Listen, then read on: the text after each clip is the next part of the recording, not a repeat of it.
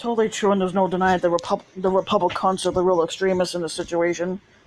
All of 45's major policies have failed substantively, politically or both. His one biggest legislative achievement, which really isn't an achievement at all, the 2017 tax cut, remains highly unpopular.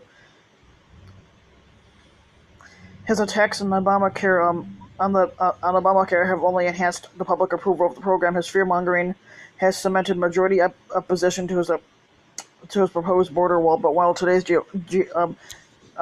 Republicans can't do policy, it commands a powerful propaganda machine, and this machine is now dedicated to a strategy of portraying Democrats as extremists when it's the other way around. It's the Republicans. It might work, but it shouldn't, because Democrats aren't the extremists, the Republicans are. The attack on Democrats has largely involved demonizing two new members of Congress, um, Ilhan Omar and Alexandria Ocasio-Cortez. Omar is Muslim, and the usual suspects have gone all out and using an out-of-context quotation to portray her, which is completely false and sympathetic to terrorists. Ocasio-Cortez, who calls herself a democratic socialist, although she's really just a social democrat, has been the subject of obsessive coverage on faux news and the right. Over a 6-week period, faux news and faux business mentioned her more than 3,000 times, and invariably portraying her as ignorant, radical, or both, and she's not. It's surely not an accident that these two principal targets are both women of color. There's a sense in which supposed concerns about extremists are just a cover for sexism and white nationalism, but it's still worth pointing out that while both Omar and AOC on the left of the Democratic Party, neither has taken out policy positions that are extreme compared with either expert views or public opinion. Take AOC's famous advocacy of a 70% tax rate on every high income. Economists who knew anything about public finance immediately recognized that number as coming from a widely cited paper by Peter Diamond and Emmanuel Sayers, two of the field's leading figures. You don't have to agree with their analysts to recognize that AOC, far from showing her ignorance, was actually drawing out a solid research. Nor does the public find the idea outrageous. An overwhelming majority believe that people with high incomes pay too little in taxes, and polls show wide support for AOC's proposal for this.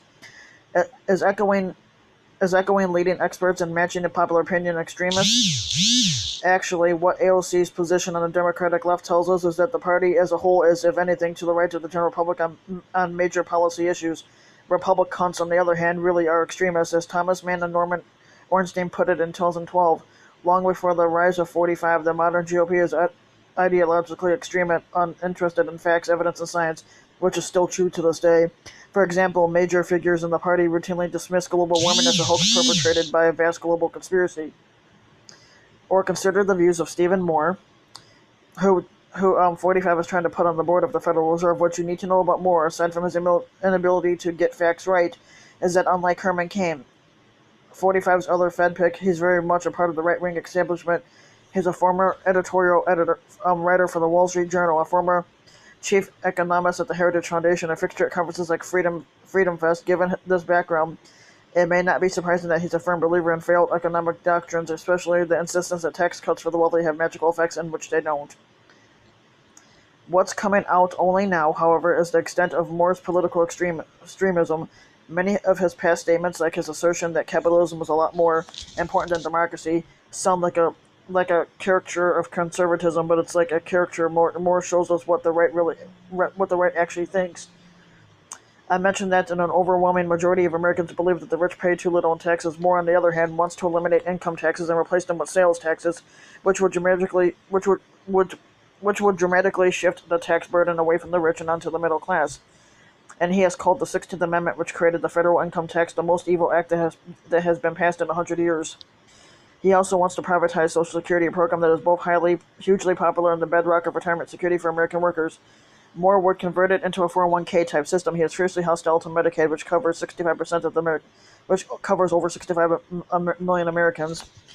Finally, Moore has proposed in advance a purge of the institution 45 wants him to join, calling for firing hundreds of Federal Reserve economists who are worthless. These would presumably be the economists who considered low interest rates and monetary expansion value tools in fighting the Great Recession. At the same time, Moore was predicting that these policies would send inflation soaring. Guess who was right?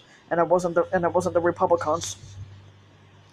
So even if hold on. So even if you cherry pick left-leaning Democrats, a look at their actual position shows them to not be at all extreme. At the same time, pillars of the right-wing establishment hold views that are utterly at odds with both evidence and public opinion. Republicans are the real extremists, and this is coming from the successful New York Times.